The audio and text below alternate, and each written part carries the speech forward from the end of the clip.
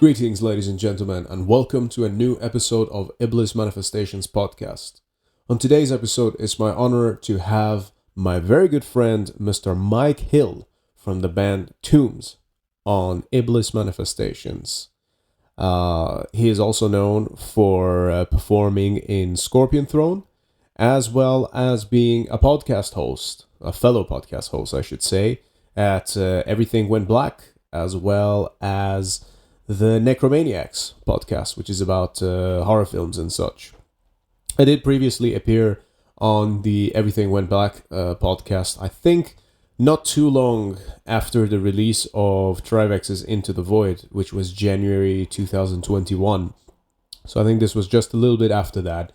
And we had a very interesting conversation on that one. So this was basically just a continuation of that, more than anything. So we talked about a lot of more or less basic things within life, but from the, I suppose, complex point of view and perspective of, I guess, someone who's into extreme metal, an artist, and also those of us who very much enjoy and partake in physical activities, which both Mike and myself do. So it was a very interesting conversation. We talked about a lot to do with love, anger, just how to fucking cope with day-to-day life, I suppose, and the battle that it is against one's own self throughout life. And and I think it was a great conversation. It was really a treat to have another conversation like this with him in this format, obviously this time on Iblis Manifestations. So coming shortly will be that, and if you have the time, of course, I recommend you to check out our conversation from last year on Everything Went Black podcast as well. Really cool one. And actually, on that topic, I'd like to also bring some attention to other podcasts, which I think are worth checking out, which are sort of within our own underground scene that are definitely worth mentioning. One of them, of course, would be Into the Necrosphere, which I've mentioned on here before. I've had Jackie Smith, the host of that podcast, on this show before as well. I think a lot of you might already be familiar with the show, but I made several different appearances on his, and he's doing a top-tier job of covering extreme metal stuff and some general world politics and such as well. You should check it out. Some great stuff there. There's also an upcoming, newly emerging podcast called Soul Knocks by my friend Carl in Colorado. I also made a recent appearance on that one as well. That was an interesting conversation. We mostly talked about black metal and certain aspects of life and things. And you should go check out Soul Knocks as well once you have the time. And he just asked me about some things to do with Trivex, which, of course, I can talk about endlessly. So, there's that one. And just a couple of additional podcasts that I can think of would also be Horrorwolf 666 and also Agitators Anonymous by Alan from Primordial. And I think that one, I would assume that a lot of you might have already heard also. So, be sure to check out these podcasts. If you're only just joining us on Iblis Manifestations for the first time, I welcome you to the show, and I hope that you will be able to enjoy what we have to offer. It's not an orthodox way of interviewing people whatsoever. I like to dig deep on certain aspects of life and things that perhaps you don't get to hear on the traditional interviews of, I suppose, journalists asking an artist what are their influences. I like to get more into the perspectives of life, paranormal, science, politics, all these things. That's the part that I am interested in, and I like to know what makes people what they are, and that's the part that I try to dig out. And of course, it's a two-way conversation. It's not just a one-way conversation ever, pretty much. So if that's your thing, then stick around and be sure to subscribe, share around the podcast, and I very much appreciate all the support that you may put towards Iblis Manifestations. But of course, the number one support that you can give us is just your time. to take a moment and listen. So thank you for that. Now, let's cut straight to the chase. I've done all the talking that I think I needed to do for the introductions. So, ladies and gentlemen, thank you all for tuning in. Please allow me to welcome Mr. Mike Hill from TOMBS to Iblis Manifestations.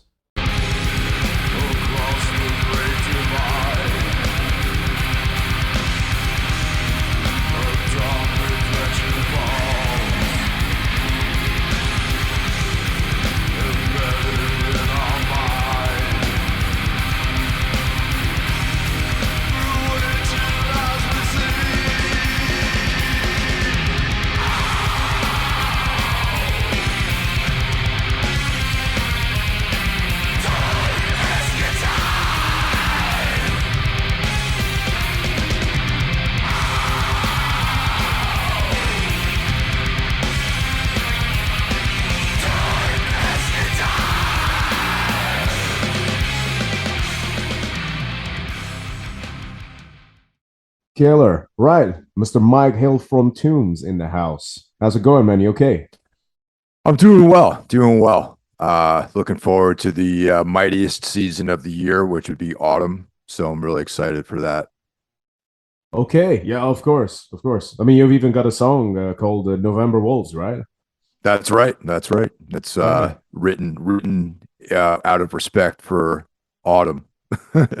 Autumn for sure. Yeah. Well, I'm an autumn born myself, so I do. I've always had an appreciation for this particular season, and you can feel it here. Actually, it's starting to drop down. I was out in York for a little while last night, and you can start to feel that. Okay, yeah, things are changing. The winds of change are coming. So yeah, looking forward to the next few months, I suppose. So the brutal heat wave that was been happening in the UK seems to be reciting now. I mean, I think so. The thing is, as well, it's not usually that bad, but because it's so rare when it happens, everything just falls apart. I mean, the UK is very much like this. Anyone who lives here will be able to tell, especially if they've spent some time living in other places, is that in the UK, any kind of extreme, whether it's too cold or too hot, the whole country just falls apart whilst that thing lasts. So yeah, it's a little frustrating sometimes, but I guess it is what it is. Yeah, so it was hot, but it wasn't. I don't know. It wasn't that bad. It's just that we're not used to it. But yeah, it's died off a bit now, so all good. Ready for the leaves to start falling. Yeah, it's good to have you on the show, man. The last time that we talked was actually on your own podcast. Well, one of them, Everything Went Black, and Yes, that's right. I think that was actually quite a while ago. I think about, I'm gonna say beginning of 2021, if I'm correct.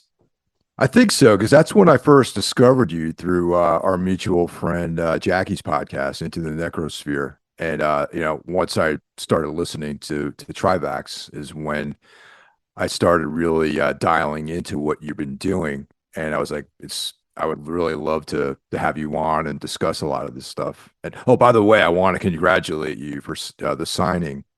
That's about time, man, in my opinion. And I'm really looking forward to hearing the new Trivax material coming out eventually. Oh man, tell me about it. Yeah, but thank you. I really appreciate that. I'm excited as well. In a way, I'm kind of glad that that happened. Actually, the wait because now I feel like we've just built up to this thing. We're a much more capable band. We have, I mean, arguably a much larger following than we did when we first finished the making of this album.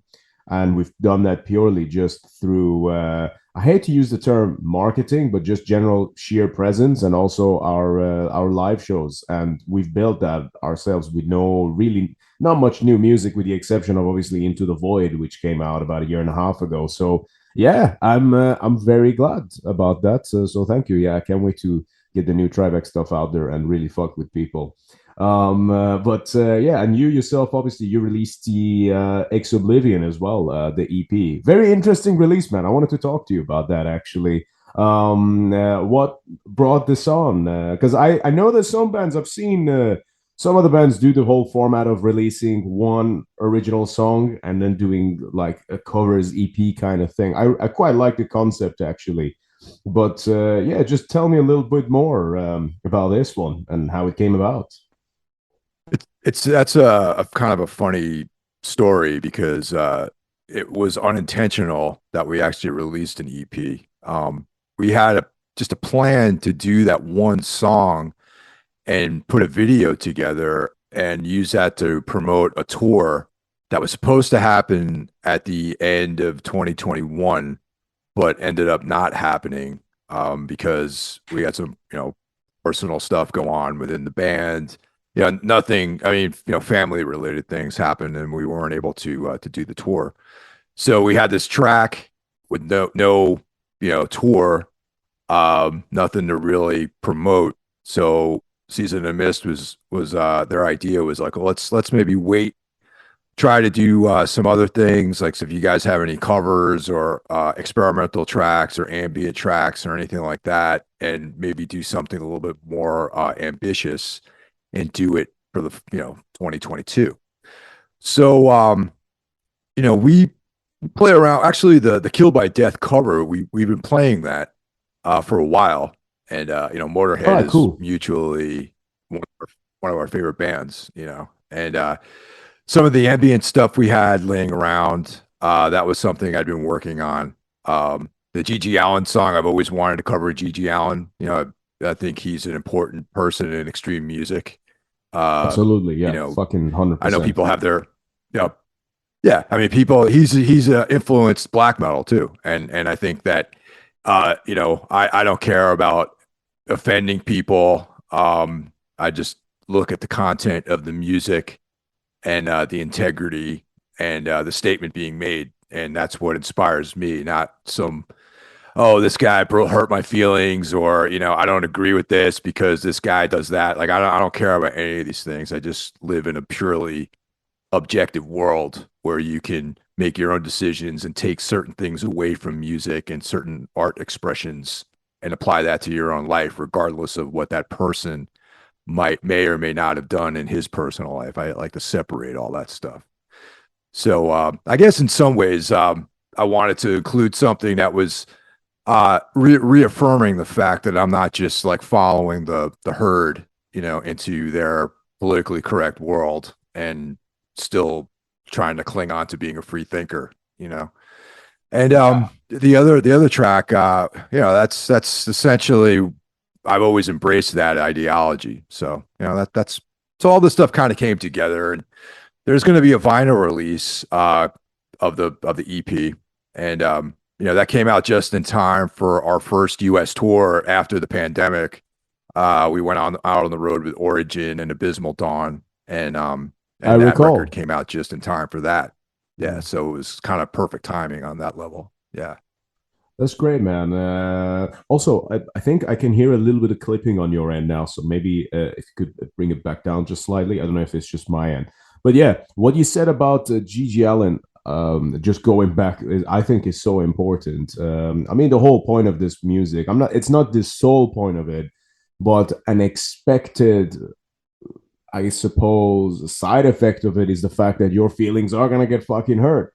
Depending on where you are. But I think sometimes, as a listener, I feel like a part of it is that you take that and you almost appreciate it because at the end of the day, it's art.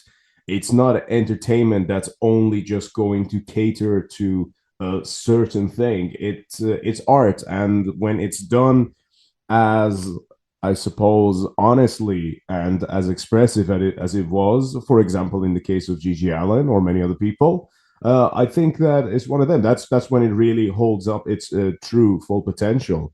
And with him as a figure as well, I mean, there was so many things wrong with the guy, but I feel like with the childhood that he had and everything that he went through. And obviously, he was also extremely self sabotaging. And I know I'm sounding like a psychologist talking about him here, but he's actually someone I've looked at him for and his stuff for many years.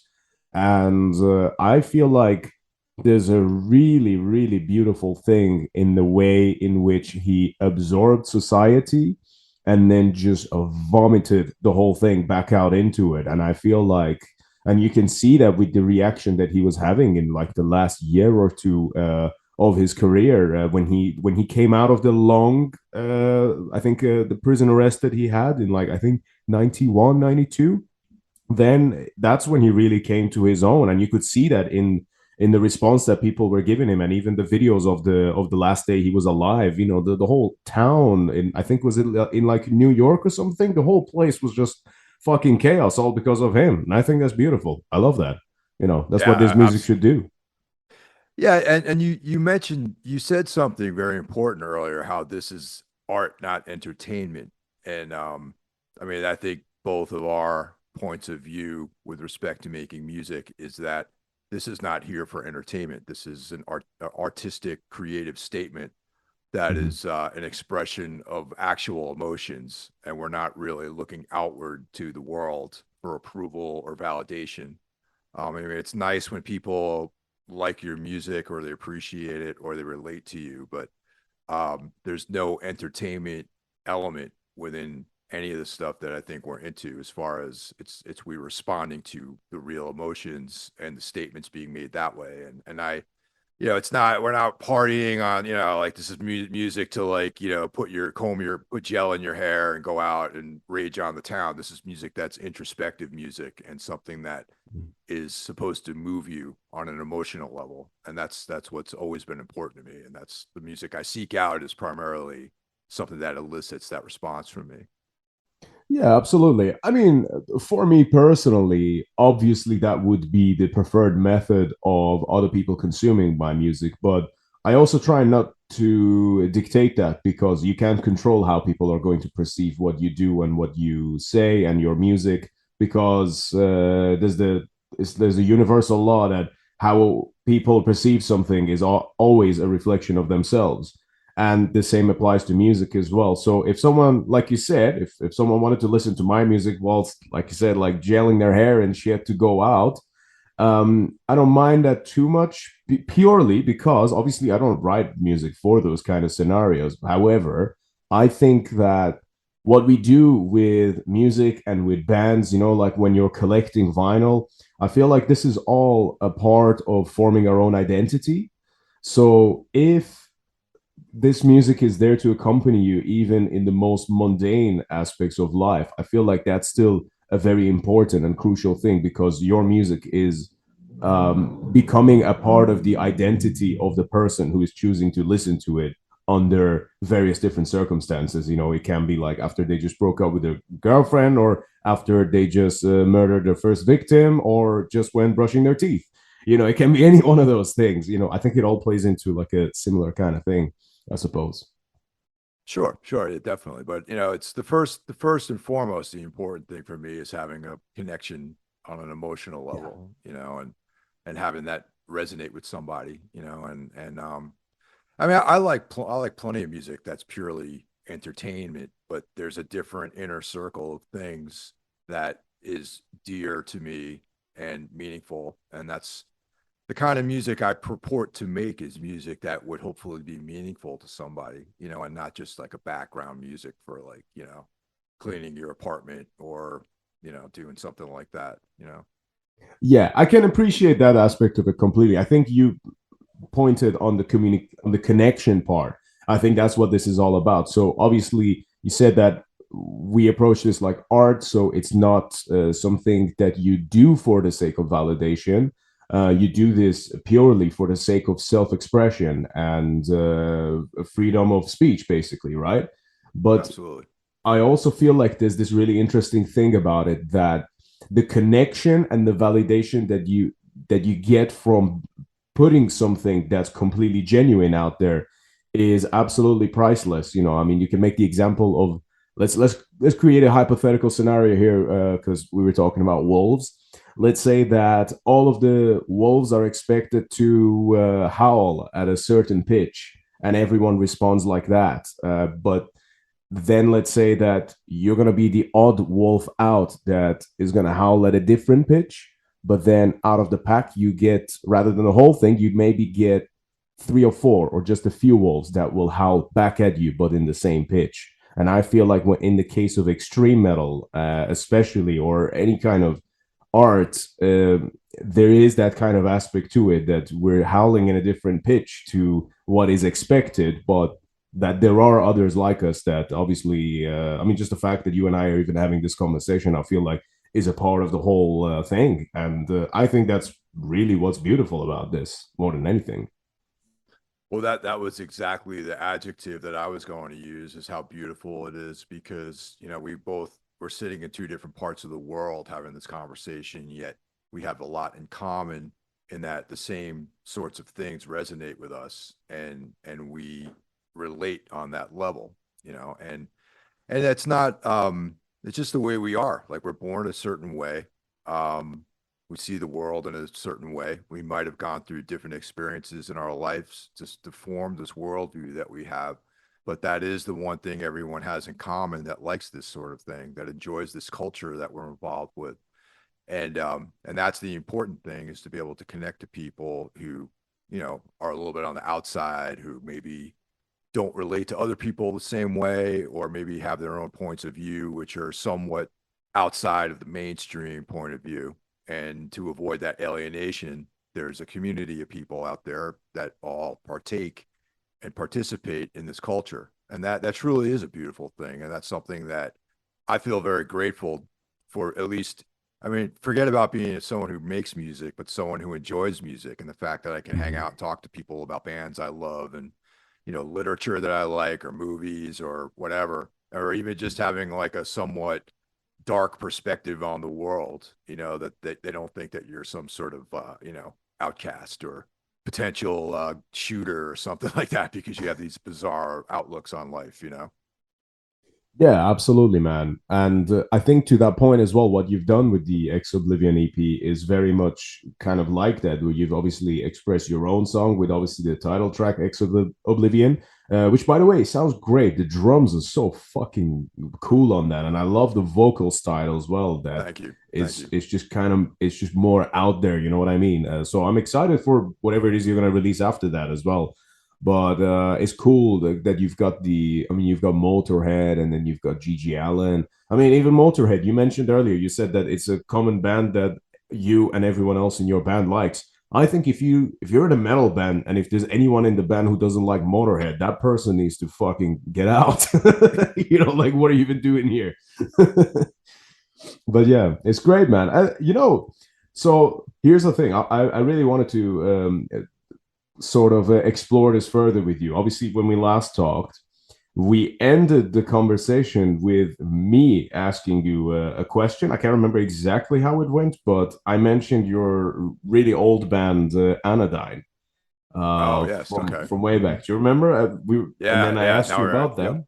that. We very briefly touched upon it, but then kind of moved on. So since I have you on the podcast now, if you don't mind, I'd like to get into the music of that band a little bit and just sort of how that came about. Because you had the group from, I believe, 1997 to, was it mid 2000s, if I'm correct on that? Yeah, 97 is when we started the band. We made our first demo back then. And I think, I mean, it's foggy. I think we broke up in 2005, maybe, Mhm. possibly 2005, officially broke up. So yeah, so there's, like eight years, something, on less than 10 years the band was in existence.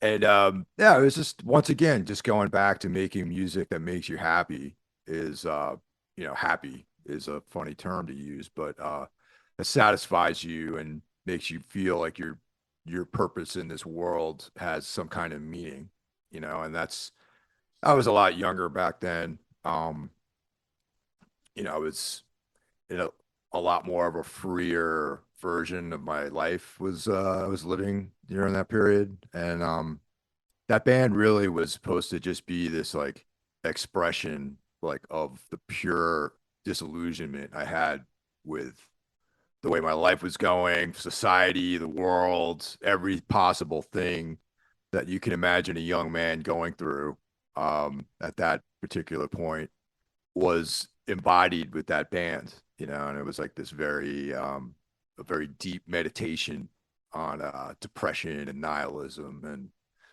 negativity and with very little uh, beauty or very little sensitivity in the music, because that reflected the way I saw the world, and sort of the experiences I was having during that part of my life were very severe and very very nihilistic, years for me. And so yeah, it started out. There's actually a couple of different incarnations of that band. We started out as a four piece. I just wanted to play guitar. Um, and we had another guy who ended up becoming he had this band 27, which became, fairly a fairly popular band in the kind of post rock world. And prior to being in Anodyne, he was in a band called Spore, which was a like a noise rock sort of band, like kind of like Unsane maybe. And Okay. the other members of the band were guys that were out of the hardcore scene. The drummer played in a band called Eye for an Eye. He was also in an excellent band called La Gratona. And we started out just jamming and making. We wanted to do like an instrumental band, sort of, maybe have vocals, maybe have electronics, or do something kind of out there. Like we wanted to have it this, kind of Black Flag inspired noise sort of thing. And then from all those raw materials, the band kind of formed songs, and then we started playing live, and with very little ambition. Like I just wanted to make music I thought that made me feel good and satisfy my creative urges. But then slowly the band started to have, I mean, we never really had a big following, but there was some positive responses to what we were doing. And yeah, they released a bunch of records. Like we were signed to Escape Artist Records, which released the early ISIS material. So that was like probably the most well-known band they work with. Keel Hall was another early band that was on that label. There was a band called Playing Enemy, which had members of Kiss It Goodbye and Rorschach were in that. And Ken Mode, who's still active right now, they were an early band that was on that label as well. So Right, I see. so yeah, I mean, yeah, it's like it's the label existed. I think they dissolved somewhere maybe around the time we broke up, maybe a couple of years, maybe into the 2003, maybe 2004. And the final release the band did, which is my favorite release, is Lifetime of Gray Skies. And that came out on Mhm. Level Plane Records, which was primarily a screamo label, but for whatever reason, uh, that they were interested in working with us, and so that was our final record came out. And we it was a the band at that point, it was a three piece.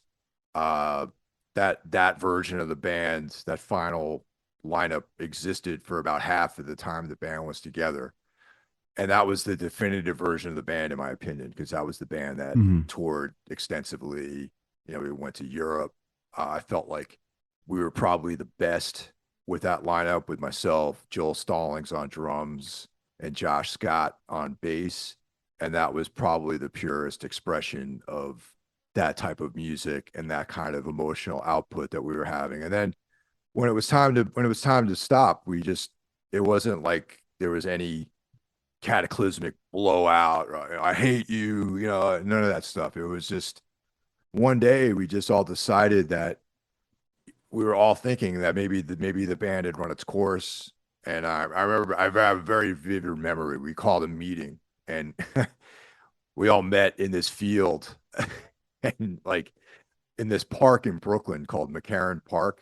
And I'm like, yeah, let's meet in McCarran Park at 3 o'clock or whatever. So we all met in this field park, and we were like, what do you guys think about the band? Like, I've been for weeks, I've been meditating on the idea that maybe this is it, and we shouldn't really continue because none of the songs that we were writing, it just felt like we were trying to recreate things we'd already done, and the true intention Mhm. of what we wanted to do were all diverging to different places, you know? And we all just agreed, yeah, this is time. I think we've run its course.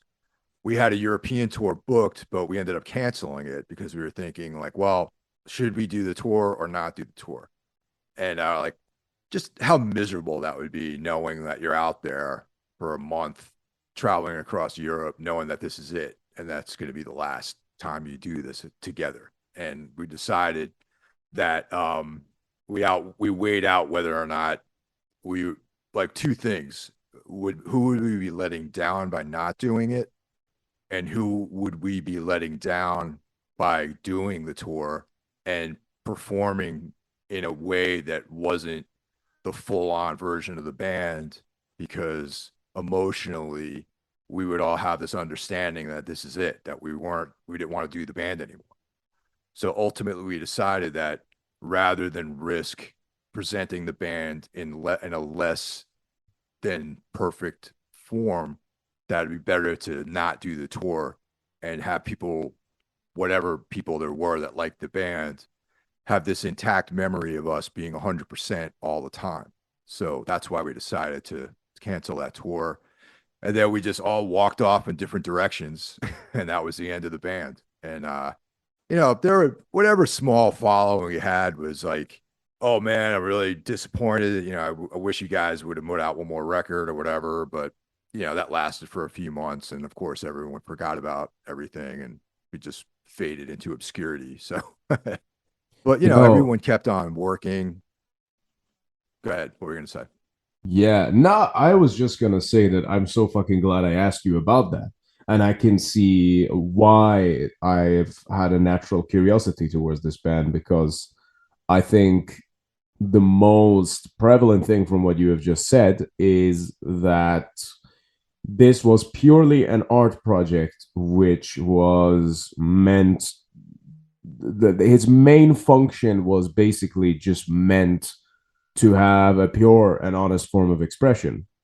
And you mentioned about albums and what you could have released another album, but then when you were writing stuff, it felt like recreating it.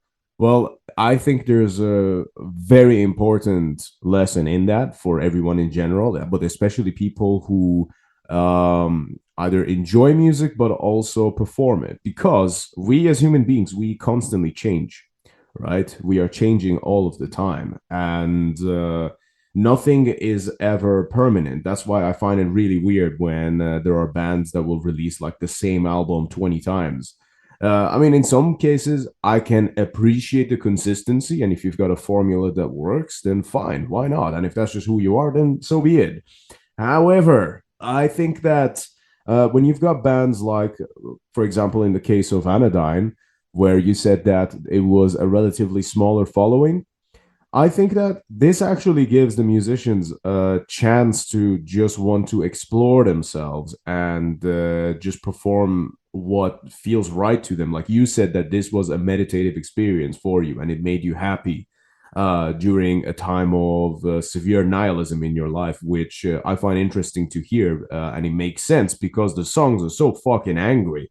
Like that's one of the things It's I true. like the most about it is it's I mean, I think now that band probably has a lot of potential for like a cult discovery for people to just maybe find it on YouTube and be like, holy shit, this is fucking dope, and I urge the Iblis Manifestations listeners to go check out some of your older stuff. It's all there. But I think that's the beauty of it that I'm trying to get to, is that it's not fucking formulated, and the fact that you just did it because you wanted to. And those feelings, especially certain extreme emotions that you have to channel into something, once you've channeled it, you'll still be connected with those feelings, but you can't walk around and just be pissed off at the world and everything and everyone all the time.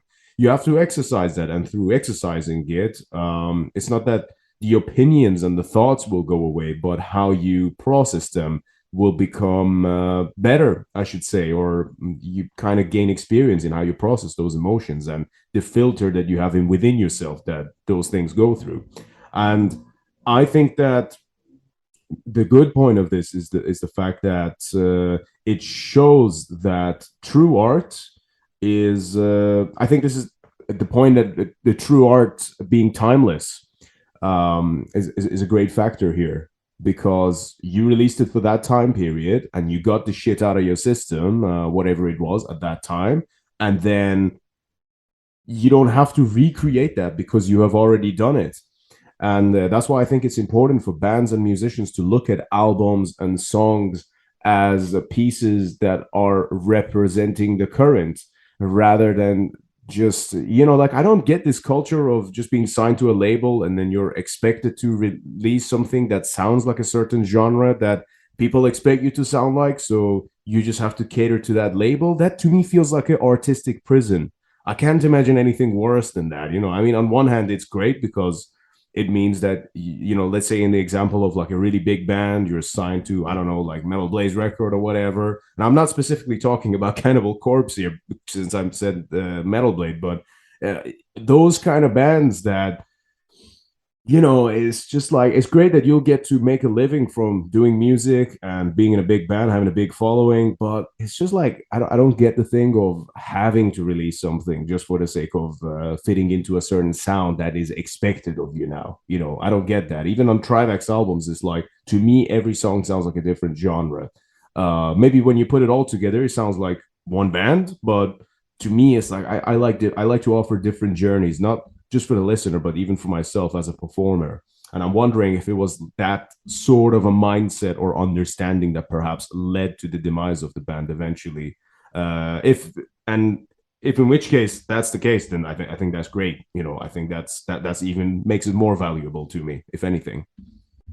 Yeah, there was a certain lack of honesty. I felt like, I mean, we have, I have demos of some of the stuff we were working on that are one of my hard drives somewhere. But there was like a certain lack of honesty, I felt like with some of the songs we were writing because honestly, around the end of that band, I was starting to play around more with melody and having things be more melodic.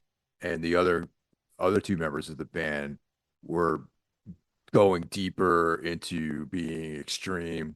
And I mean, they continued on after the band broke up playing together in a band called Defeatist, which is was a very death grind, like death metal, grindcore style. And that was what they wanted to do, and that's perfect for them. And I wanted to play around with melody and texture and songwriting and different things like that. And I played in a briefly. We made one record in this band called Versoma, which was like it was like a mixtape of a band in some ways. We had all these different, well, mainly me and Jamie Getz were working with the two primary songwriters, but we were like, I mean, we're great friends. Like we're to this day, actually. I mean, I just trained with him at his Muay Thai gym in Vancouver, so we're Cool. excellent friends. But the musically, once again, there was this musical conflict, creative conflict in that band. We both wanted to work with melody, right? But we just had two different ideas about how we wanted to apply melody. So Jamie was very much more along the lines of doing something that's like, I would say, similar to like My Bloody Valentine, shoegazy kind of stuff. And I was Right. looking to do more, stuff that was definitely had that element in it, but darker, like more like the French black metal bands were doing, like Alcest or Almasaurs or one of those bands. And those two elements on paper felt like they might have fit together, but um it just ended up sounding like a mixtape. Like I sang some of the songs, he sang some of the songs. We made one record. We went on tour. Uh, we couldn't really keep a lineup together. I mean, you know how hard it is to keep people in a band. And I'm proud of the record. I mean, we made it. It's still out there somewhere. And I mean, I have a couple copies of it. Robotic Empire put it out. And then we just once again we were both like, what do you think? Should we move on? So yeah, we decided to break up the band, and then on the tail of that, literally, we broke up the band on like a Tuesday, and by Saturday, I was working on Tombs. Like I already had Great. ideas for that. Yeah, and I just didn't even stop, didn't look around. I just kept going. So that was out of the tail end of that band. I just started up Tombs because I'd written a bunch of songs And I was like, okay, these are things I could work on my with my next band. And that's kind of how the early Tombs material came together. Well, I think that actually now makes perfect sense considering the sonic evolution of from Anodyne going into Tombs, and that I feel like that sort of it fills the gap, and it creates that bridge between just the understanding of how you ended up going from creating a lot of those songs into what you then ended up doing in Tombs. And obviously, Tombs in itself is still quite diverse and has grown a lot since you have formed the band. But I feel like that's kind of your baby now, isn't it? Especially after I don't know, I think five albums is it that you've released, 5 or 6?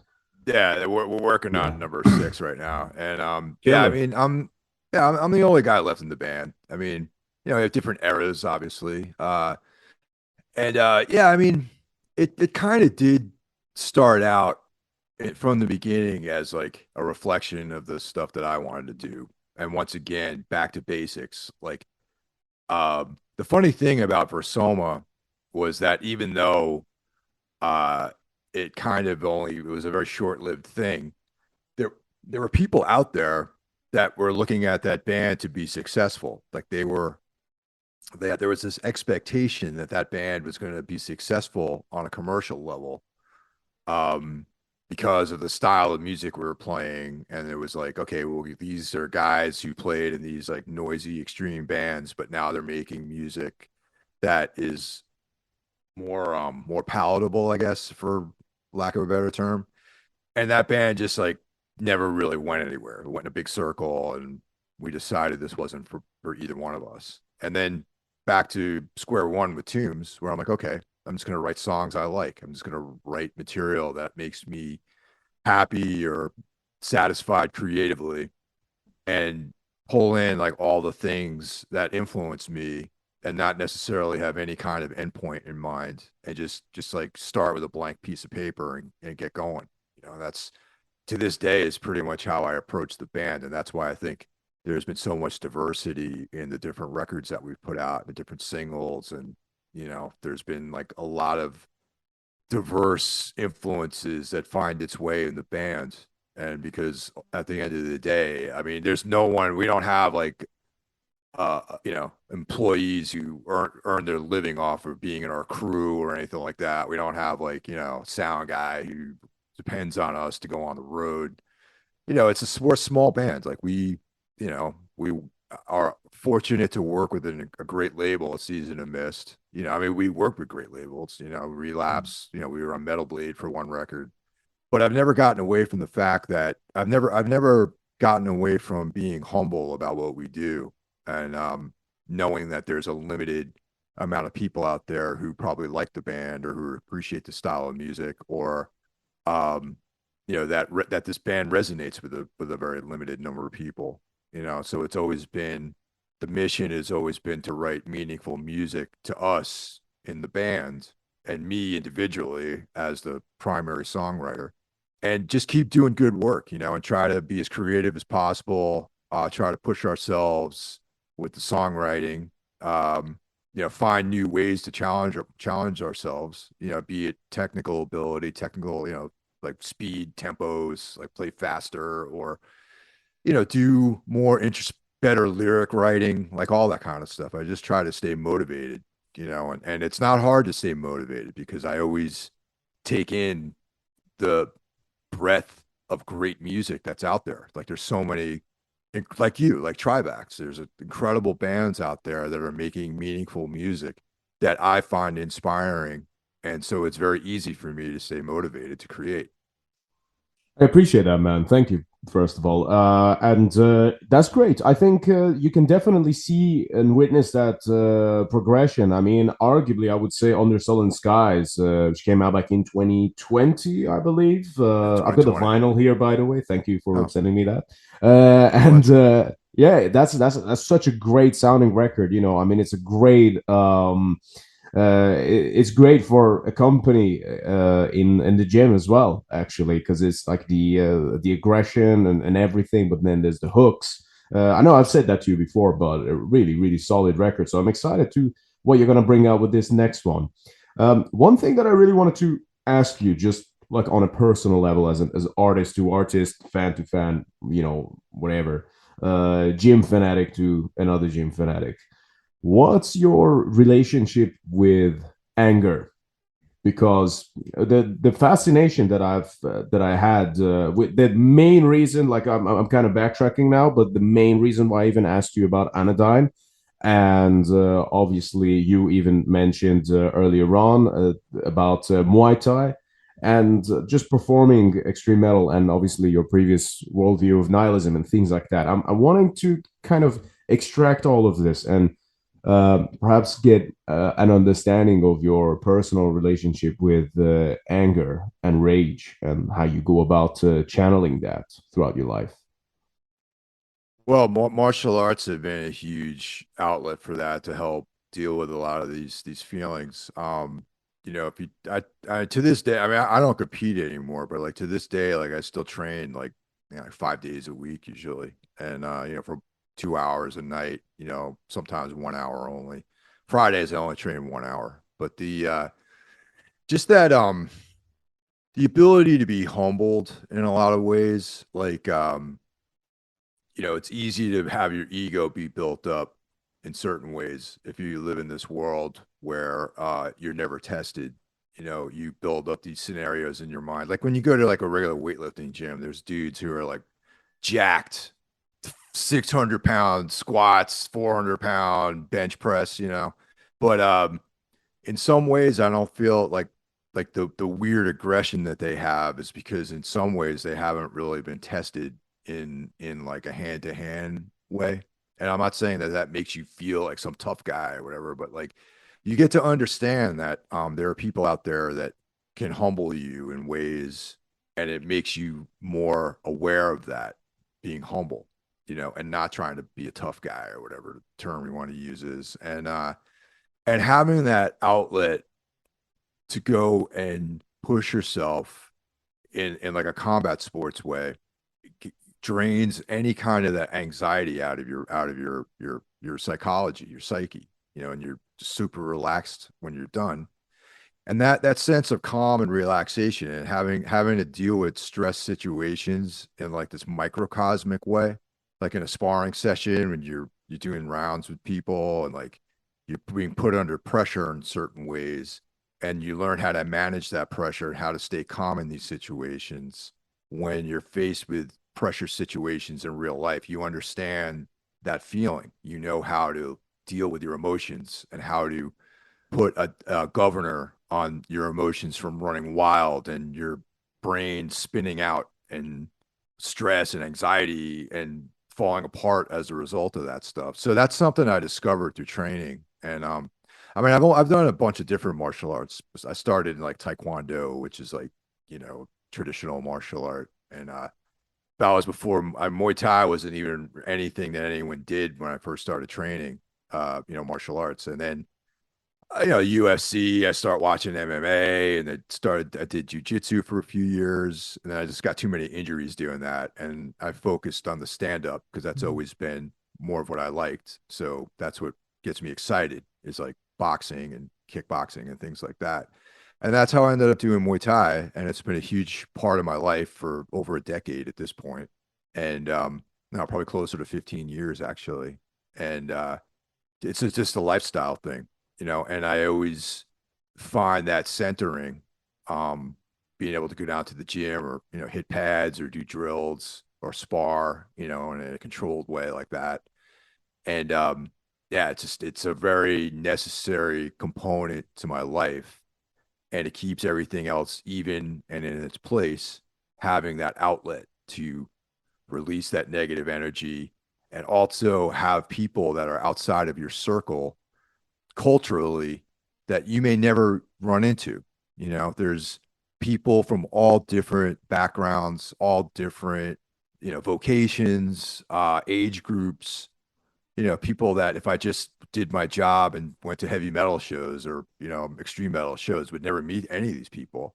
And now I have like this extended group of people that I can consider friends and family in some cases, that give me a background. Like I have like a very, very diverse point of view about the world because of all the people that I've met through martial arts. Not and in addition to the people I've met traveling in Europe and the States through music too, but just add to that the whole other component of our world that I normally would never have come into contact with. And that just enriches my life in a way that I can't even describe. And I feel grateful to have that in my life as well. So that's been the impact of all that stuff on me. I think that there's something really interesting about that. Obviously, I couldn't agree anymore. Everyone, I think, knows by now my views on martial arts and the importance that they have, and staying humble. And the thing that you said that really stuck with me is that it relieves any anxiety that's within your own psyche. So the thing that I take away from that, because I feel like you in an indirect way, just talking about that answered my question perfectly, because you mentioned that obviously the guys in the gym, they might be jacked, and then they'll act a little. They act more like a tough guy. You'll very rarely see an actual fighter walking around like they want to knock people out, but you'll see that more with people who just want to weight lifts, and sorry, lift weights, and I think and obviously you could be a huge guy, but all it takes is a triangle choke, and it's like you're done. And Yeah, I think, basically. yeah, and I think that there's something really interesting to that is that the anger that we oftentimes project, that comes from a place of anxiety, I think, and it comes from a place of insecurities. Yes, there are frustrations with the world and things like that. Like to me, Mike, this is a personal thing for me as well, because I'm the kind of guy that if you'd met me when I was maybe 18, 19 years old, you probably would have had the impression that, wow, this is probably the most misanthropic person I've ever met. This is someone who genuinely despises people like head to toe from everything about other human beings and everything, and just wants to see the world burn. But I think nowadays I see misanthropy as it's the easy option. It's the easy way out. It's easy just to see humans and just get angered by them and their stupidity.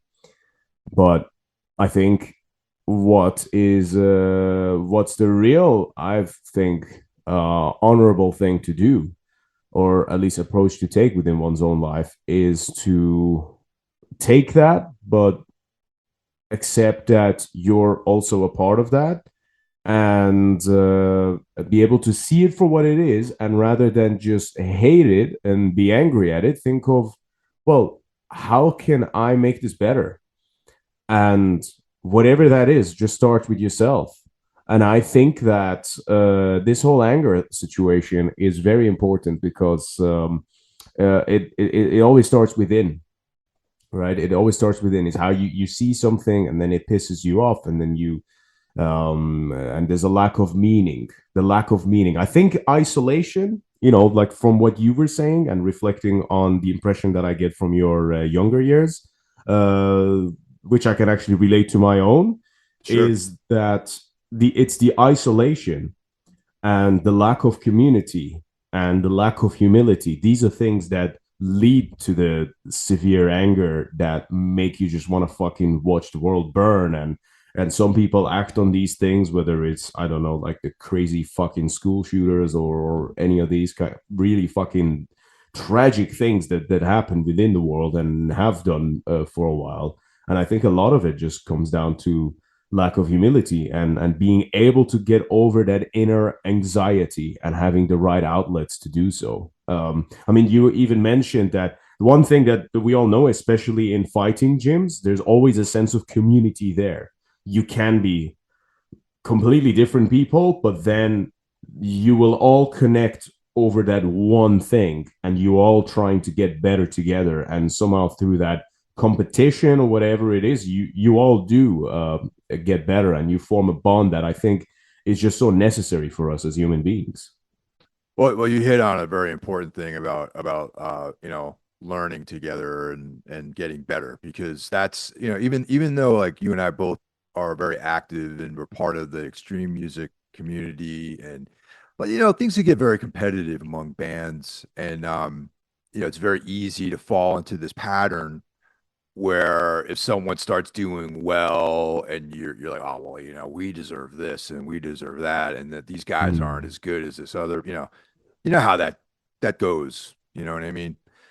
But one of the things I really benefited from training martial arts and combat sports specifically is everyone genuinely wants everyone else in the gym to do better, and you're supported. Like I mean obviously I have been to some gyms, like some MMA gyms where it's really not like that, but in general, if you go into like a combat sports gym, Muay Thai, Jiu-Jitsu, to some extent MMA, people genuinely want you to do well and they want you to come and show up and they want you to be there. They care about you showing up. They want you to come. They want you to improve.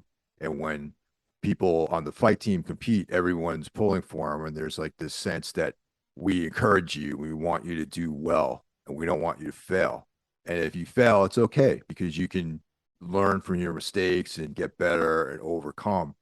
And sometimes in the world of bands, that's not really the case. Sometimes people, if you do well in whatever meager sense we've done well, I mean, my own personal successes or whatever, which are very meager in some cases, like people will look at you as this, well, this guy doesn't deserve it. He's got everything handed to him. He doesn't, his band's not that good.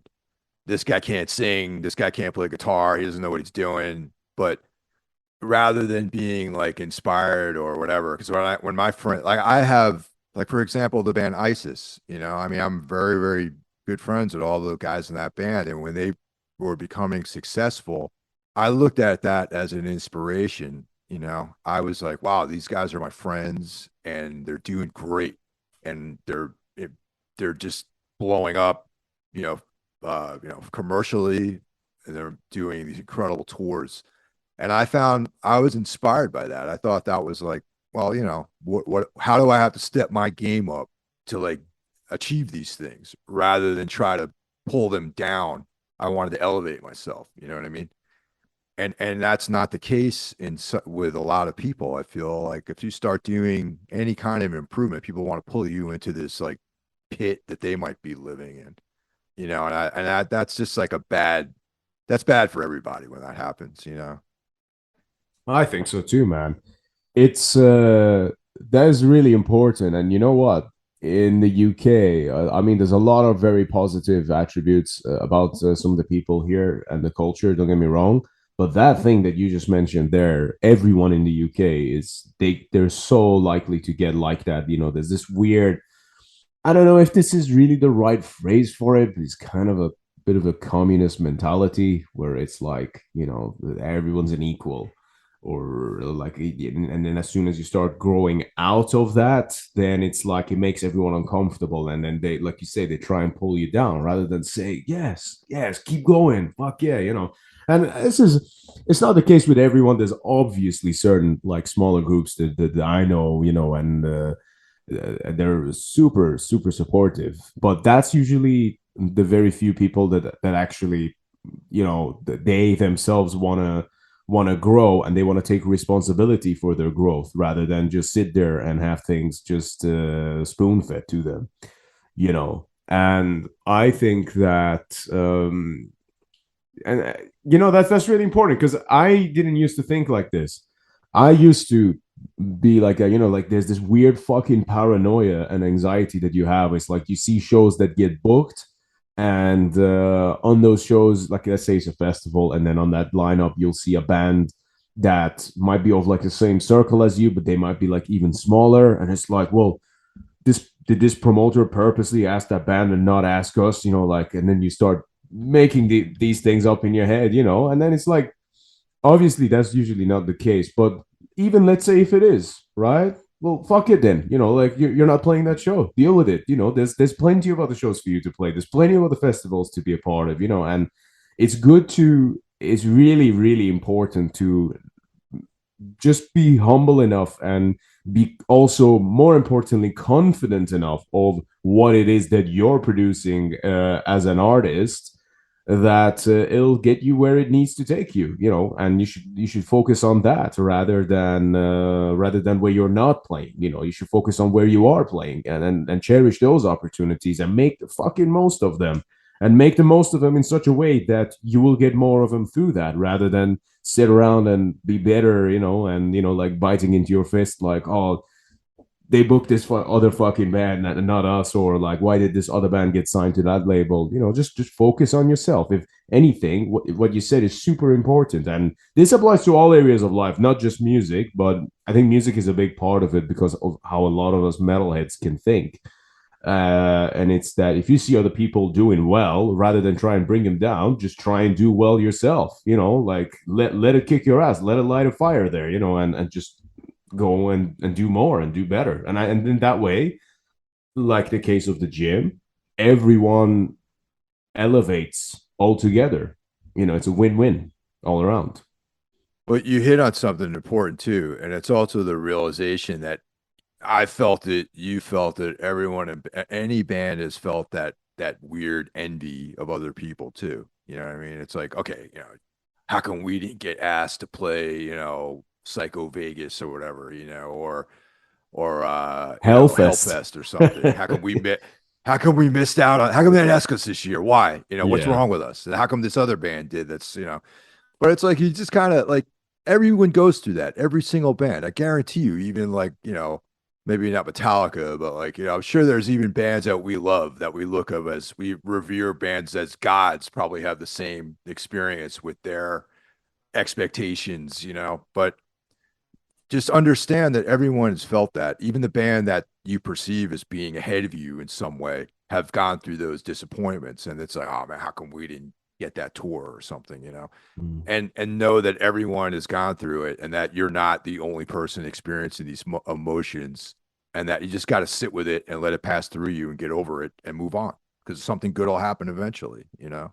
Absolutely. And exactly. And that mentality of, I'm going back a little bit here, but you mentioned the word deserve. We deserve to be on that lineup. I think that word is cursed. I don't fucking believe in deserving things. I only believe in earning them, right? Yes. And if Mm-hmm. you think that you should be in a position, then rather than, or like, let's say, for example, you're in a competition and you end up second or third, and you come out and say, oh man, I should have been second, or I should have been first, but I ended up second or third. No, that's not what happened. You became second or third because that's what you brought into the competition. You want to have first, then go and obsessively work on improving yourself and what it is that you're trying to achieve. And just keep focusing on that. Rival against yourself, compete against yourself. And maybe as a byproduct of that, you will then become first. I think that's the approach that I feel would lead to the most growth of for any individual, if I'm honest. Yeah, I mean that's you hit it again right there. It's like the competition should always be against yourself, really, and everyone else is like external. And when it comes down to even making records or writing songs, it's like, you know, oh, that record could have been better. Well, did you put the hours in? Like, did you spend enough time working on this material? And that's like the battle is like procrastination. It's like, for Yeah. me personally, like we're like I was mentioning, we're in a pre-production phase right now, this fall for a new album. But okay, we're writing a new album, but because I spent the rest of the entire year compiling ideas, we actually have material that we can work on. So putting in the time and competing against myself, meaning anytime I didn't want to do this, anytime I didn't want to set aside the hours to sit with my guitar in front of my computer and work on material, there's like the resistance to like, oh, go out for dinner, go hang out with your girlfriend, go watch a movie, go do whatever. You know, Look at your phone I and scroll on look, Facebook when it's right next to you, right there. That's a yeah, dangerous fucking thing, man. I get it. absolutely. It's just that the competition with that is like to fight off all those distractions and actually put in those couple of hours, even if it's like 2 or 3 hours a day or an hour. That's like a step towards the goal of having a record that you can feel proud of, as opposed to like, I'll do it tomorrow. I'll do it tomorrow. Then that's the next day, the next week. And then you blow an entire month of time that you could have been dedicating to doing this thing that you allegedly love to do, So, yeah, to Yeah. love something is not enough. You have to put the time and effort and intention into something, you know? Yes, absolutely. And that applies to even just because you use the word love, that applies to relationship as well, right? Like Absolutely. love's not all you need for that shit. You need to put in the effort. Yeah, I think. That's something I could talk about just through all the errors and mistakes I've made in relationships. I can say Mhm. that effort and intention is a huge part of having a successful relationship because that's definitely a section in my life that I had a lot of failure in over the years. So yeah, Sure, yeah, I've had my own fair share of sort of, I suppose, turbulences with that, and I've obviously been through a lot of evolutions personally as well, which make things, without seeming arrogant, I think it makes things more accessible. These certain evolutions that I speak of, but you I always try and remind myself that the grass isn't greener on the other side. The grass is greener where you water it.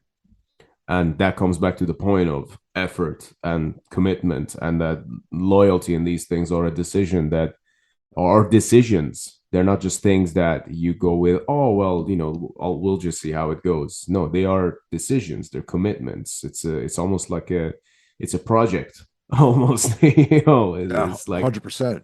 yeah, yeah, and you got to put in the work and put in the hours. And I think it's difficult, when you're a musician as well, and you're an artist, and you require that element of freedom. And obviously, relationships are always met with at least some degree of compromise, and that's always that's like, I feel like that's been my kryptonite throughout my whole fucking life. Without giving too much away, I feel like that sort of back and forth is always so difficult, isn't it? I don't know how much you can relate to that, but it's just been a very prevalent thing in my life. I've had some hard lessons in that department for sure, definitely. Yeah. That I'm still sorting out the lessons that I learned from things like that for sure.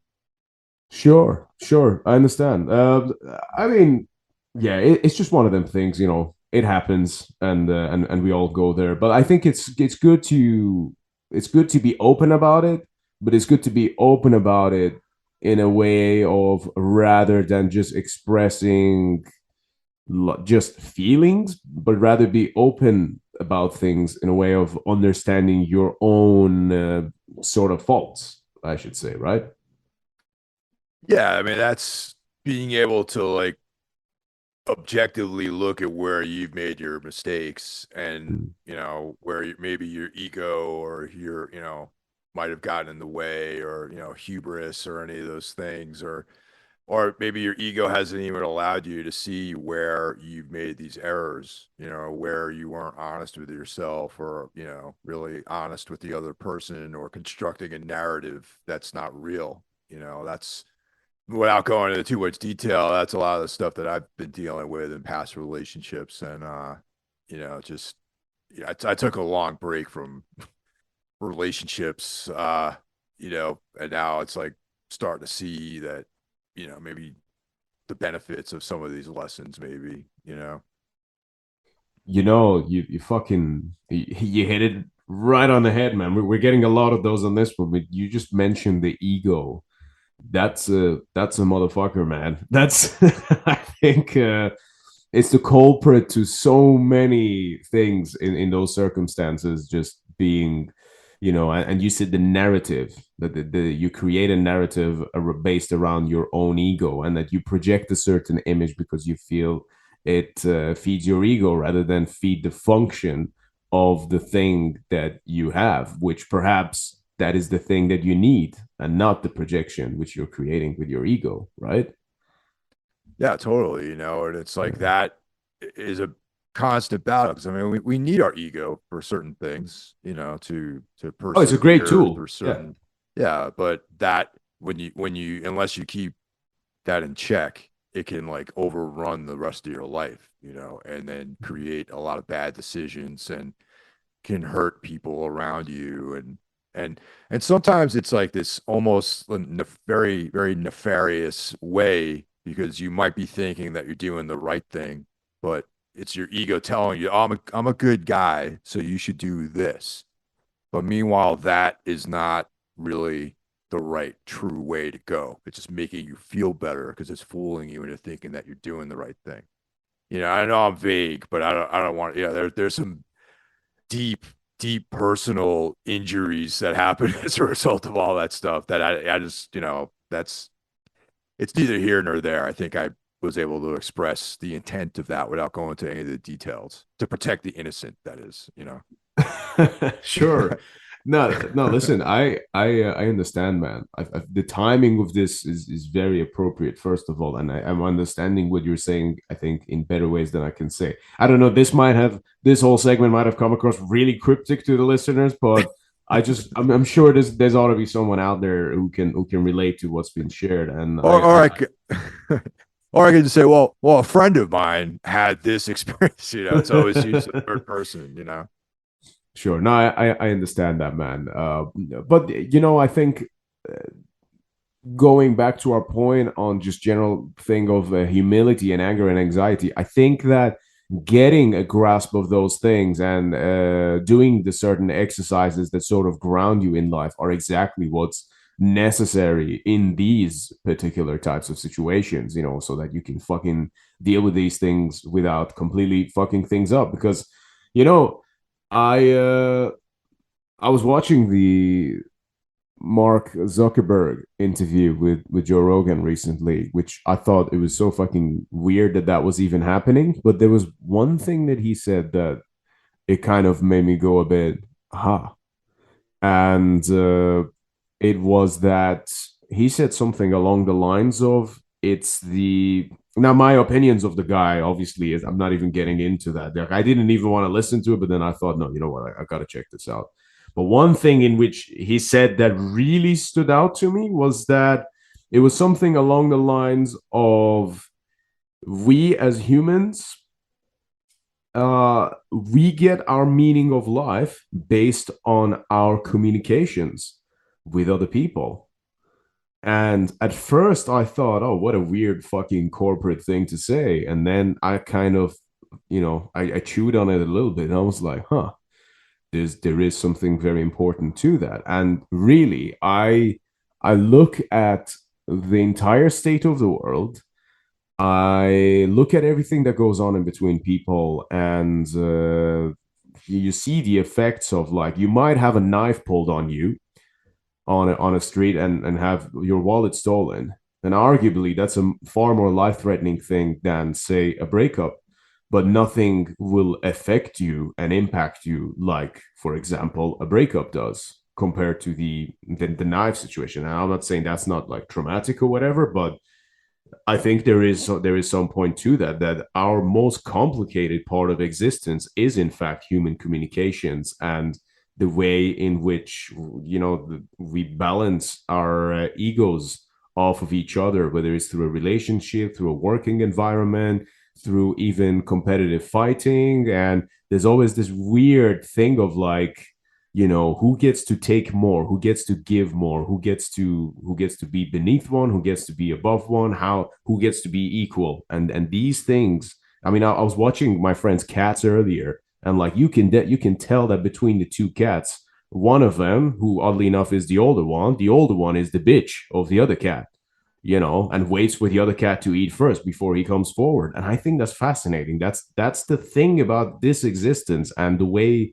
in which we all coexist, which is like, it all comes down to that aspect of communication and winning and losing. And it's like, these things are really important. And I feel like after however many years, I'm only just starting to click the importance of that for the first time, I feel. And it comes down, it plays down very much into what we were talking about, having envy of other bands playing stuff. I think it's exactly that same thing, you know.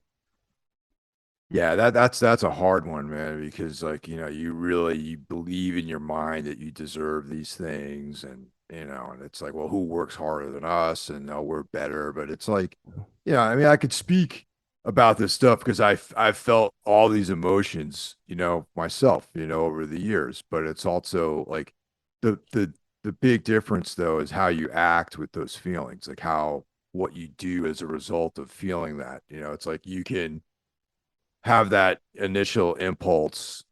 Oh, I'm hurt because this band got asked to play this festival. We did not get asked to play. And how come we never get this thing? But you can just okay, shrug your shoulders and forget about it. Or you can take to your keyboard and start, posting negative things or talking about, oh, that their last album was better than the one that, it was better than the one they have now. Their new album's not that good. Their one before that was good. I don't, these guys they're Mm, slipping, like you could yeah. start doing these subtle passive aggressive things, or you could just forget about it and believe the truth that it has nothing to do with you. You know, it's like whether or not band A gets to do this thing has nothing to do with you in the grand scheme of things. You know what I mean? And in the macrocosmic scheme, none of this has any meaning at all because eventually this entire solar system is going to be burned to a cinder and all traces of humanity are going to be wiped away. So who cares about anything, really? There's a lot of freedom in that idea too, that over a long enough timeline, nothing has any real meaning. You're speaking my language, man. You are speaking my language. Yeah. And the fact that, you know, like as artists, we always approach this thing of like you release music and after you die, everyone will remember you, and that's kind of your legacy and everything. But then I now think that no, actually, I eventually, even if there are still humans left on the planet, all it takes is for all the electricity to go out, and then your vinyls and CDs are not gonna fucking work. No one's gonna be able to fucking listen to your music anymore. And eventually, every person that will ever get to hear your music, they will also perish, and so will the planet, and so will the solar system, and everything will one day be gone, and all of the memories of this universe and galaxy will be erased. And like you said, that might seem like a daunting thought at first, but I actually think it's incredibly inspiring and it's beautiful that, okay, yeah, there's an end. You might not know when it is or in what format, but there's an end.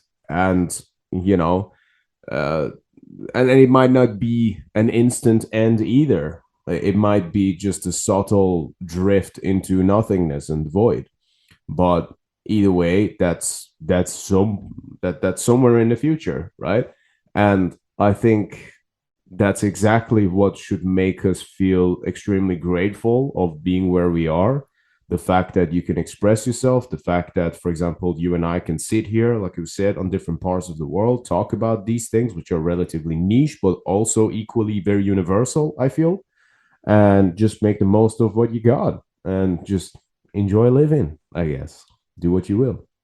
That's really all you can do, and it's like, I like before this existence, there was like this abyss basically and of nothingness, and reality sprang from this nothingness. So eventually, I like to use that analogy for me being creative. Like there's like this void, this like abyss, and then your brain creates this reality that's your music or your art or whatever, and then all this stuff is going to return to nothingness again. And then at some other distant point, there's going to be another reality that springs from this abyss, and that's just the cycle of time. And that's just how things propagate through infinity, you know? Absolutely. You know how, because you mentioned the abyss just hypothetically. Well, not even hypothetically, it's just a thought. But you know how we look at the Big Bang and we also know that the universe is ever expanding. What would you Do you think it's possible that maybe there was an Eden that did actually exist? That that we were maybe like a part of God or something like really, really, really massive and significant with but then the Big Bang was actually the start of us getting swallowed by a supermassive black hole. That's funny you mentioned that because thoughts like that have crossed my mind too. Because you think about those theories about the Big Bang and the expanding universe. So okay, great. There was this point in time where matter started expanding, but what existed before that? And what happens, like you mentioned, black holes. And you can some of the artwork in my apartment here shows you that very much obsessed with black holes. So that's no matter escapes a black hole, it's the inside of a black hole is like the ultimate in density. So Mm. if everything collapses into this single point, maybe that's what happened. Maybe there was, in my opinion, it's likely that there was a whole other universe that existed that condensed into this one point through a black hole and then expanded outward. And that's how our current reality and our current universe came into existence. That's And that exactly what I was saying. idea, like, yeah, that coincides with a lot of mythologies about the beginning of time. And, like not specifically what I'm saying, but there's a lot of, you know, um, allegorical ideas that are put forth in various mythologies about the creation of like a body and the universe springing from some body or whatever. That kind of makes sense to me in a lot of ways. Yeah, because like there's this. I mean, maybe the ignition, or I should say, the Big Bang of this thought process that's in my head might have come from the line in the Watain song "Waters of Ain." It says, "Do not mistake me for a star, though I shine like them at night. But behold, instead, the darkness in between them, the devil's light." And obviously, since however many years ago I heard that song, I think I've spent a lot of time looking at the sky, and I always look at the black parts in between the stars, and I think a lot about this. And I think that obviously, like you said, when you observe mythology and history and even the Bible, when you look at these things, there's kind of little things there that made that kind of light bulb, or I should say, black hole, go off in my head. That made me think that, maybe we're all just kind of inside here because we're like our bit of the universe is inside a black domain which we've been sucked into, and that's why all that now happens is that there are pieces of stars and solar systems that exist, but they're all one by one getting snuffed out around us as well. Yeah, I mean that's very similar to some of the things I think about as well too. I Yeah. think that if you're attracted to, I mean that's in essence a lot of what some of the bands we like, black metal bands ponder a lot of this stuff. And if you're into reading lyrics and looking into deeper meanings of songs, and if you read a lot about religions and mythologies and stuff, this is like really, I mean, mythology is just like man's abstraction attempt to explain ideas about things that are at this stage in our development unknowable really to us. So they're projections of like what we think as humans as we exist in this like cosmos, like what is not even necessarily the meaning but the cause and effect of some of these events that we're perceiving in our reality. I mean, you say that another very valid thing of another very valid point with that would be that there's so many people around the world who are musicians. I mean, arguably, you could say actually that music is probably the most popular thing in the world, besides maybe, I don't know, food and sex and sleeping. I think it's like, Yeah, I'm good with music that. is right up there, be it through different cultures, be it through the mainstream charts, or even in whatever is like folklore in certain regions. Music is the most popular thing, I would say. And and there's so many of us who are musicians, and there's millions and millions of people across the world who go to festivals and events and gigs. Yet I don't think we still fully understand what the fuck's going on with this thing. I don't think we know exactly what's happening with music. Well, why do we respond to it like that? I'm the same way, man. I just know it makes there's a feeling, but like the cause and effect of why, it's a very arcane, like esoteric thing. It's like what mechanism is actually happening that we take this impulses into our ears, yet an entire world of experience is built from that. I mean, you listen to something and your brain paints a whole picture of what that song or what that piece of music is about for you, visually, emotionally, like all these like, and that's so significant because I get way more out of listening to music than I do watching a movie, really. You know what I mean?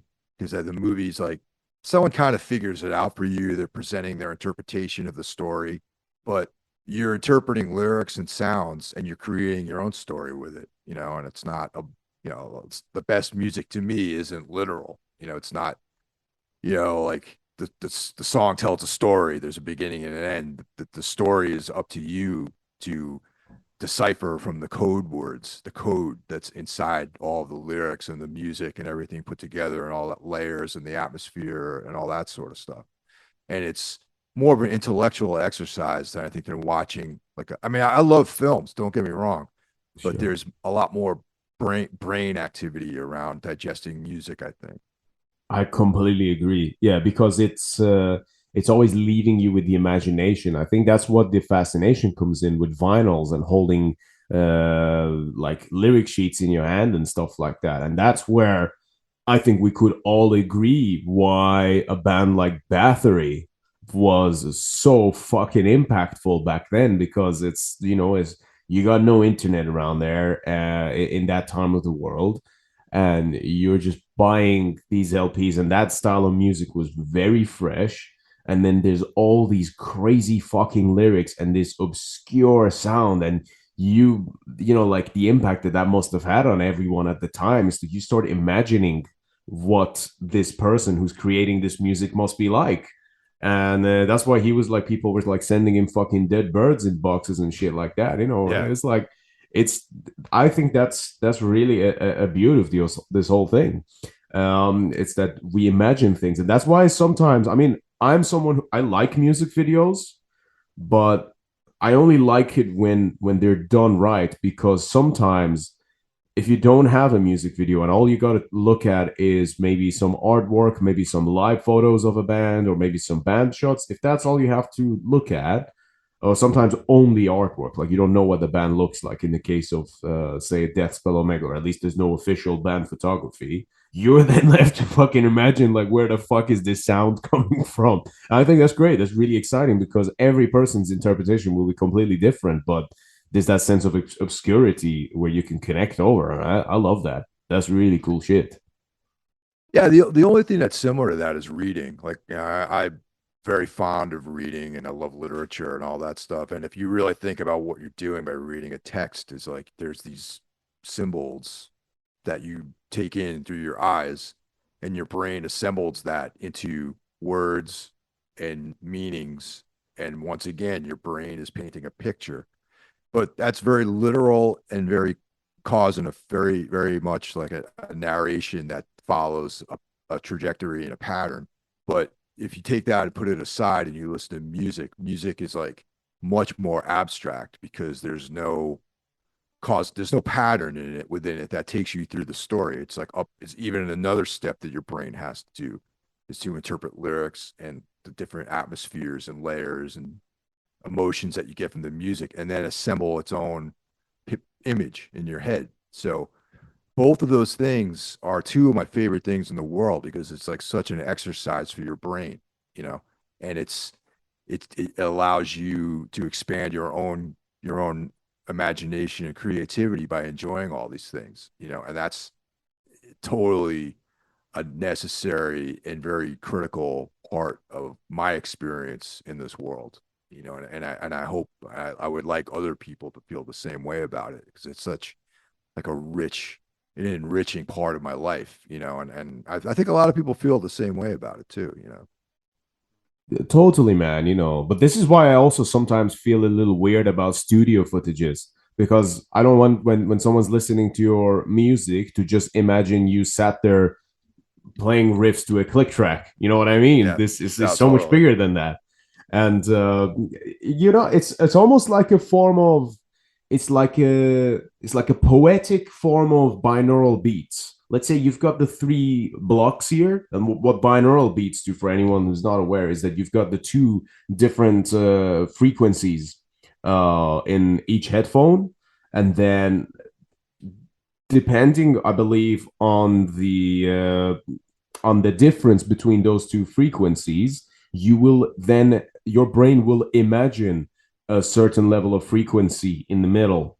And I don't know if I'm butchering that, but I'm pretty sure that's how it works. So to me, for example, in the case of the Into the Void release that we did with Trivex, I was talking to my friend Ross from Necronautical, who I've had on the podcast before, and I was explaining to him how um, the reason why we did a normal photo shoot for that EP where we didn't have any makeup or anything like that, and it was just us kind of stood there, in like leather jackets, which is like the only Trivex photo shoot we've done like that, was because I wanted the listener to get the vinyl or whatever and look at the cover and listen to the song, because the cover is like you've we talked about this previously. What I wanted, it was for people to look at the cover and listen to the song, and obviously it's a very obscure sound on this particular release, which is not something we always do and probably won't always be doing it like this. But I wanted a really obscure kind of sound on this release.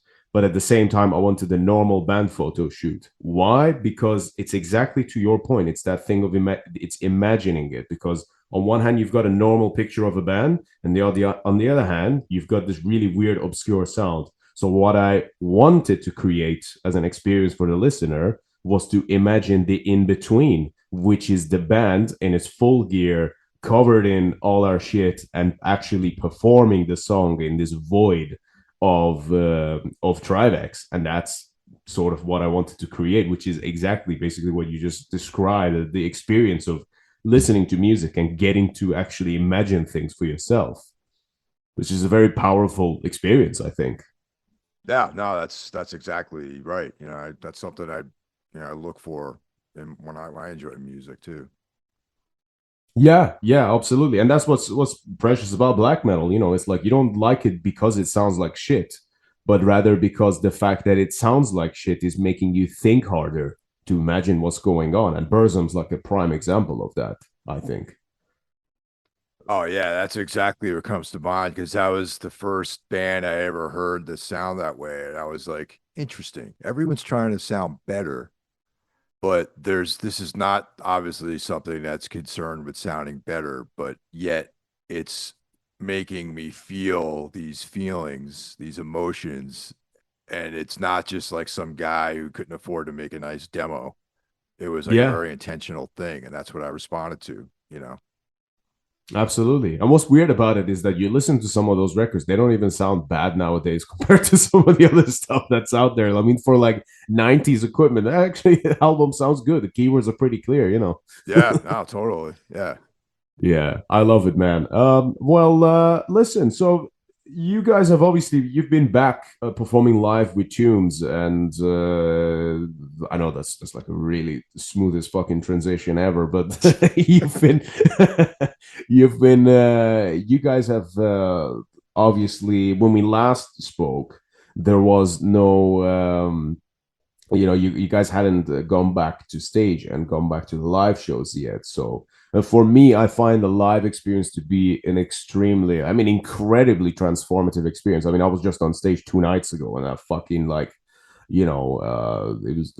I find these events almost like entirely life changing all the time. And I need the discipline to remain sort of consistent after these. So just with that in mind, now that you guys have obviously been back, and obviously you said you did the tour, reflecting on how you will have felt before the pandemic, no, sorry, not before the pandemic, but rather during the pandemic and before you were able to play live shows. How do you feel now?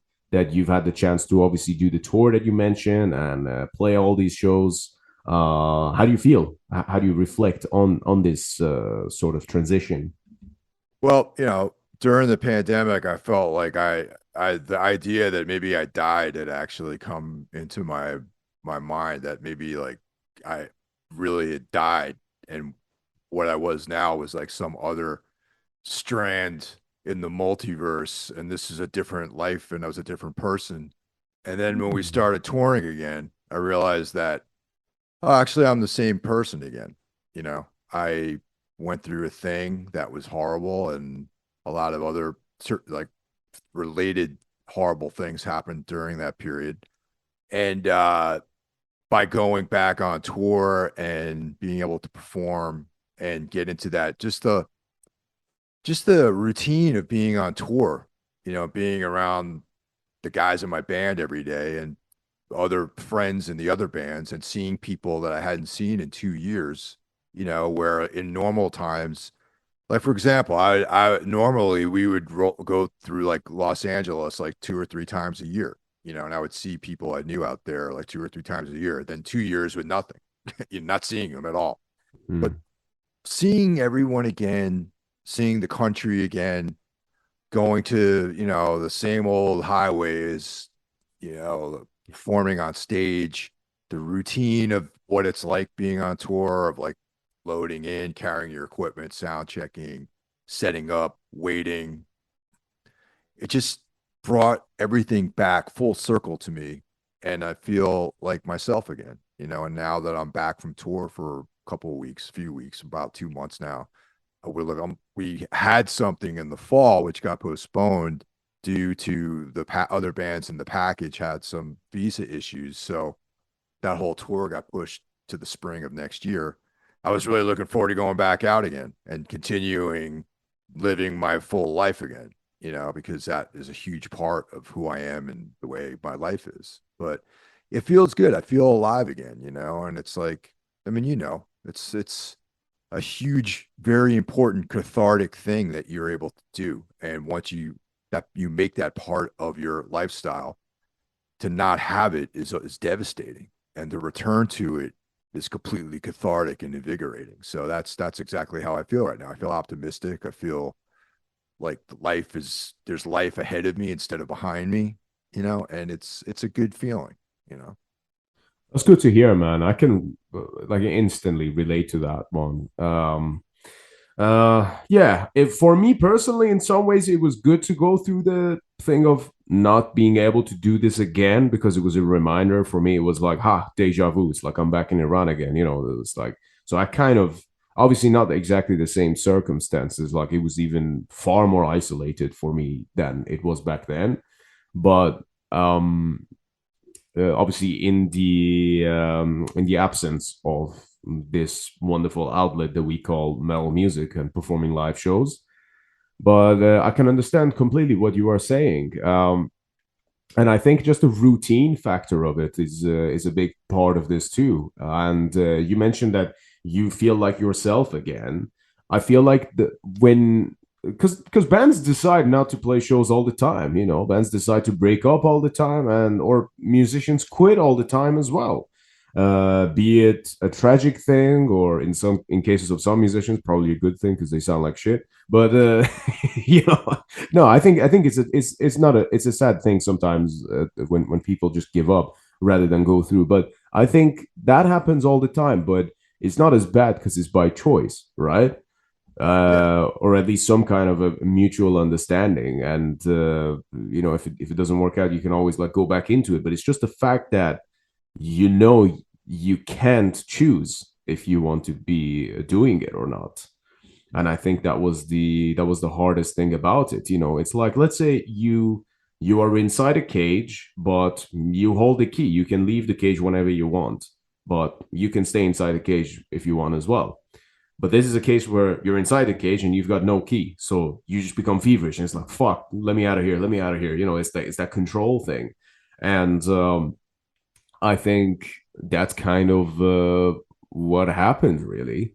And obviously now we know that there was really not much need for any of us to stop playing our shows either, which is the most fucking annoying thing about all of it. Yeah, definitely. That's Yeah. terrible. And it's just, there's so many feelings of betrayal and all this other stuff around that. Yeah, yeah. I mean, look, you could be very sort of optimistic and forgiving and say that, okay, maybe it wasn't on purpose. Maybe we're just going with the data that we were given. But there's still some fuckers to be blamed for this. You know what I mean? Like whoever, everyone in charge, fully capitalized on this thing that we couldn't, to the point, leave the cage, and there was no need for any of it. And I'm just wondering, like, just since we're talking on this, if you were ever in a situation like that again, I mean, I personally don't think that people would just take it anymore. But let's say if you're in a situation where there's a kind of like a pandemic again, that you're being told that you cannot play live shows again, what would be your approach to that kind of a scenario? I would probably just try to continue and just whatever consequence there was, I would just deal with that consequence. If they have to lock me up or whatever, I would just do it because, well, like, life, like the alternative is just not viable, really, to live like that. That's my feelings about it. Music to my ears, man. That's why I wanted to ask that question. I mean, you could have said anything. You could be like, "Oh, well, we'll just see how it is," but you're like, "Nope, we're gonna play it. Fuck it. Whatever happens, we're gonna Dude, find a way to make sure it happens." this is why, for me, this is why I exist, really, to the death, Hmm. and it's like, what else is there to do, and I've gone this far enough in my life. I'm not going to have some politician tell me like, oh, you can't do this anymore. It's like, I'm just going to do it. And if you have a problem with that, then you can do whatever you need to do. And I'm down. So that's just kind of how it is. Yeah, man. And that's, you know what? That's the mindset that we had in the Middle East. That, I hey, imagine. Yeah. yeah, we're gonna play this fucking show. If your Islamic culture police think that we're blasphemers and we're conspiring against the government, and you want to come and fucking arrest us and like murder us, then fucking do it, you bunch of pussies.